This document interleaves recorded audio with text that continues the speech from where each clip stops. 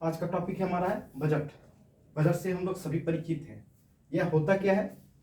सरकार के एक साल के आय का और व्यय का अनुमान होता है। एक वर्षीय अनुमान है यह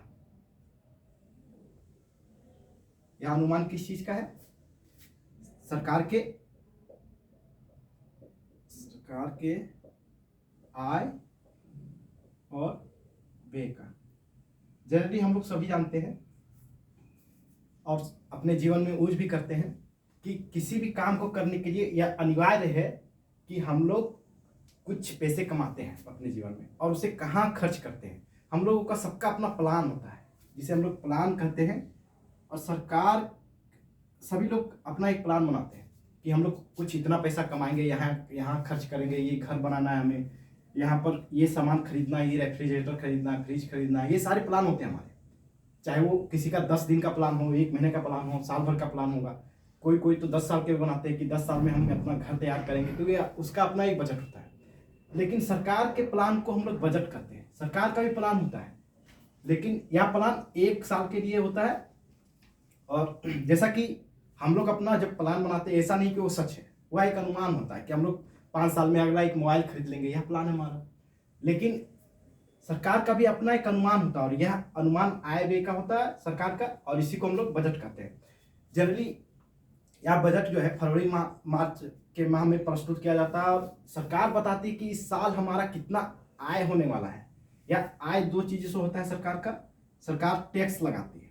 आप साबुन खरीदने जा रहे हैं, 10 रुपये का साबुन हमको दे रहा है, वास्तविक कीमत उसका 9 रुपये था, 1 रुपये वह टैक्स ले रहा है, तो वह सरकार के जेब में जाएगी।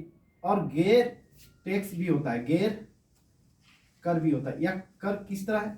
मान लिया जाए आप बहुत तेजी से बाइक चलाते हुए जा रहे थे, सिग्नल क्रॉस कर दिया आपने, तो वहां पर पुलिस वाला चालान काटेगा या फाइन मारेगा, तो वह फाइन जो है या शुल्क जो है वह चला गया। मान लिया जाए कि किसी परिवार में 10 सदस्य थे और उसकी बहुत सारी संपत्ति थी, एक भूकंप आया, सारा परिवार खत्म हो गया, तो उसका कोई वारिस बचा नहीं, तो वह सरकार जो है जब्त कर लेती है। उसे एस्टेट प्रॉपर्टी कहते हैं।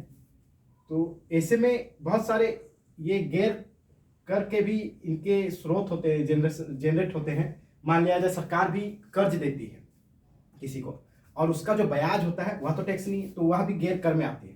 तो ऐसे बहुत सारे संपत्ति होते हैं सरकार के, उनका अपना जो भी है। जैसे कि मान लिया जाए सरकार की भी अपनी संपत्ति है, रेलवे संपत्ति है, अगर वह सरकार बेच दे रेलवे, तो उससे जो कर या पैसा आएगा, जो गैर कर आएगा, वह इसी में शामिल होता है।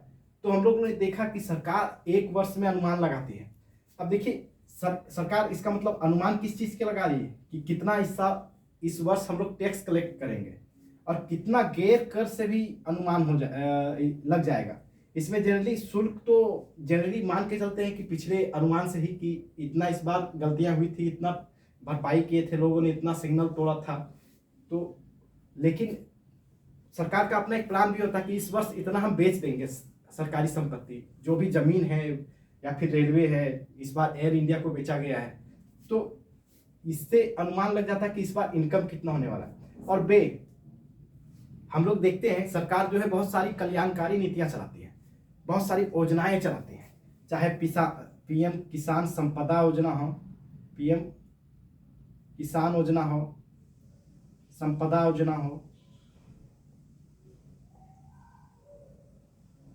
पीएम किसान में 6,000 रुपये सालाना अभी दे रही है कुछ किसानों को। संपदा योजना में भी जो फूड प्रोसेसिंग इंडस्ट्रीज को प्रोत्साहन दे रही है। और भी कई सारी योजनाएं हैं, चाहे बेटी बचाओ बेटी पढ़ाओ योजना है, चाहे स्टैंड अप योजना हो, चाहे एमएसएमई के लिए प्रोत्साहन के लिए कई सारी योजनाएं चला रही है सरकार। तो ये अनुमान पहले ही लगा लिया जाता है कि कितना खर्च होने वाला है। और कुछ खर्च को ऐसा भी माना जाता है कि अनएक्सपेक्टेड हो जाए, जैसे कि रक्षा का व्यय। मान लिया जाए किसी ने हमला कर दिया, कोई भी देश हमला कर सकता है, अभी तो पहुंच बहुत ही बढ़ गया है, तो ऐसे खर्च को भी इसी में जोड़ा जाता है। लेकिन हमेशा हर खर्च को हम लोग जोड़ नहीं पाते, रक्षा के खर्च को भी जोड़ते हैं लेकिन एक सीमा तक ही जोड़ पाते हैं। तो ऐसे में विफल होने की संभावनाएं होती है कि बजट फेल हो जाए, जो अनुमान लगाया गया फेल हो जाए। जैसे कि 1962 में चीन से जब युद्ध हुआ था तो जो उस समय पंचवर्षीय योजनाएं चलती थी वो विफल हो गया था। तो इस तरह से हम लोग देखते हैं सरकार यह अनुशासन लगाती है। और इसका लाभ क्या है बजट होने का?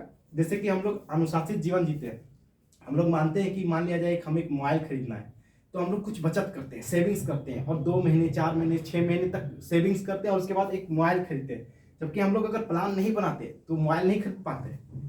हो सकता है कि किसी का घर बनाना है, घर तो एक दिन में बनता नहीं है, कई लोग सालों साल का मेहनत लगाते हैं और उसके बाद एक घर बनाते हैं। तो उसका एक प्लान था, प्लान होने का अपना एक फायदा है कि हम लोग बड़े चीज क्रिएट कर सकते हैं और उसे अचीव कर सकते हैं। और यही है बजट। तो हर व्यक्ति की तरह सरकार भी बजट बनाती है अपना, और इन सारे प्रोसेस से होकर गुजरते हुए अपना टारगेट फिक्स करते हैं। आज का टॉपिक यही समाप्त होता है।